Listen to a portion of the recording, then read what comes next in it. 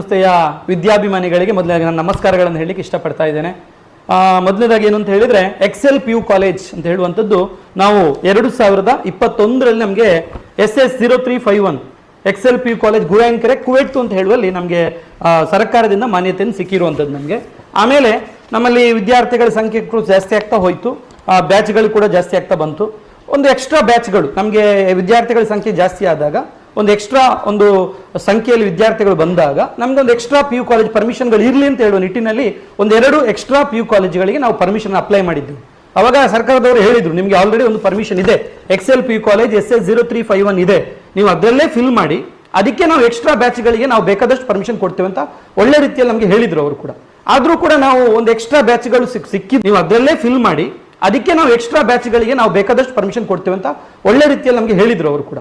ಆದರೂ ಕೂಡ ನಾವು ಒಂದು ಎಕ್ಸ್ಟ್ರಾ ಬ್ಯಾಚ್ಗಳು ಸಿಕ್ಕಿದ್ರು ಕೂಡ ಒಂದು ಎಕ್ಸ್ಟ್ರಾ PU ಕಾಲೇಜ್ ಪರ್ಮಿಷನ್ ಇರಲಿ ಅಂತ ಹೇಳುವ ನಿಟ್ಟಿನಲ್ಲಿ ನಾವು ಕಳೆದ ವರ್ಷ ನಾವು ಅಪ್ಲೈ ಮಾಡಿದ್ದೆವು. ಆದರೆ ನಮಗೆ SS0351 2021ರಲ್ಲಿ ಸಿಕ್ಕಿದಂಥ PU ಕಾಲೇಜಲ್ಲೇ ಎಲ್ಲ ವಿದ್ಯಾರ್ಥಿಗಳನ್ನು ದಾಖಲಾತಿ ಮಾಡಲಿಕ್ಕೆ ಅವಕಾಶವನ್ನು ಕೊಟ್ಟ ಕಾರಣ ಈ 2024ರಲ್ಲಿ ಏನಿದೆ SS0376 ಅಂತ ಹೇಳುವಂಥ ಕಾಲೇಜ್ ಕೋಡ್, ಅದು ಕೂಡ same Excel PU college Gurayankere ಕುವೆಟ್ ಅಂತ ಹೇಳುವಂಥ ರೀತಿ ಪರ್ಮಿಷನ್ ಕೊಟ್ಟಿದ್ರು. ಅದಕ್ಕೆ ನಾವು ಯಾವುದೇ ವಿದ್ಯಾರ್ಥಿಗಳನ್ನು ದಾಖಲಾತಿ ಮಾಡಿರಲಿಲ್ಲ. ಯಾಕೆಂತ ಹೇಳಿದ್ರೆ ನಮ್ಗೆ ಇಲ್ಲಿಯೇ ಎಷ್ಟು ಬೇಕಾದಷ್ಟು ಬ್ಯಾಚ್ಗಳು ಪರ್ಮಿಷನ್ ಕೊಟ್ಟಿದ್ರು. ಆದ ಕಾರಣ ಅದು ನಾವು ದಾಖಲಾತಿಯೂ ಮಾಡಿರಲಿಲ್ಲ. ಅದಕ್ಕೆ ಬೇಕಾದಂತಹ ಪೂರಕವಾದಂತಹ ಡಾಕ್ಯುಮೆಂಟ್ಗಳನ್ನು ನಾವು ಕೊಡುವಲ್ಲಿ ಸ್ವಲ್ಪ ಲೇಟ್ ಮಾಡಿದ್ದೆವು. ಹಾಗಾಗಿ ಈ ವರ್ಷ ನಾವು ಅದನ್ನು ನಾವಾಗಿ, ಇದು ದಿನಾಂಕ ಇದೆ, ಮಾನ್ಯ ಶಿಕ್ಷಕ ನಿರ್ದೇಶಕರು ಮಾರ್ಚಲ್ಲಿ ಫಸ್ಟ್ PUC ಮಕ್ಕಳ ಆನ್ಯುವಲ್ ಎಕ್ಸಾಮ್ ಆದ ತಕ್ಷಣ ನಾವು ಅದನ್ನು ಕ್ಯಾನ್ಸಲ್ ಕೂಡ ಲೆಟರ್ ಕೊಟ್ಟಿದ್ದೆವು. ಇದರಲ್ಲಿ ಕ್ಲೀನ್ ಆಗಿದೆ, ನಾವು ಕ್ಯಾನ್ಸಲ್ ಲೆಟರ್ ನಾವಾಗಿ ಕೊಟ್ಟಿದ್ದೆವು 2026 ಮಾರ್ಚ್ 27ರಂದು SS0376ಗೆ ಕ್ಯಾನ್ಸಲ್ ಲೆಟರ್ ನಾವೇ ಕೊಟ್ಟಿದ್ದೇವೆ. ಹಾಗಾಗಿ ಆಟೋಮೆಟಿಕ್ ಆಗಿ ಅದು ಕ್ಯಾನ್ಸಲ್ ಆಗಲೇಬೇಕಿತ್ತು, ಕ್ಯಾನ್ಸಲ್ ಆಗಿದೆ. ಆದರೆ ಕೆಲವರು ಅದನ್ನು ನಮ್ಮ ಎಕ್ಸೆಲ್ PU ಕಾಲೇಜಿನ ಪರ್ಮಿಷನ್ ಕ್ಯಾನ್ಸಲ್ ಆಗಿದೆ ಅಂತ ಹೇಳುವ ನಿಟ್ಟಿನಲ್ಲಿ ಅಪಪ್ರಚಾರವನ್ನು ಮಾಡ್ತಾ ಇದ್ದಾರೆ. ದಯವಿಟ್ಟು ಇದರ ಬಗ್ಗೆ ಒಂದು ಸ್ಪಷ್ಟೀಕರಣವನ್ನು ಕೊಡ್ಲಿಕ್ಕೆ ಇಷ್ಟಪಡ್ತಾ ಇದ್ದೇನೆ.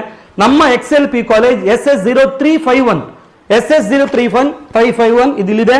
ಇದು ನಮಗೆ ಸಿಕ್ಕಿರುವಂತದ್ದು 2021ರಲ್ಲಿ.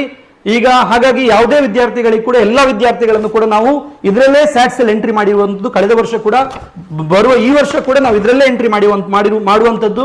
ಹಾಗಾಗಿ ಯಾವ ವಿದ್ಯಾರ್ಥಿಗಳಿಗೆ ಕೂಡ ದಾಖಲಾತಿಗಾಗ್ಲಿ ಅಥವಾ ಅವರ ಭವಿಷ್ಯಕ್ಕಾಗ್ಲಿ ಅವರ ರಿಸಲ್ಟ್ಗಾಗ್ಲಿ ಯಾವ ರೀತಿಯ ತೊಂದರೆಗಳು ಇಲ್ಲ.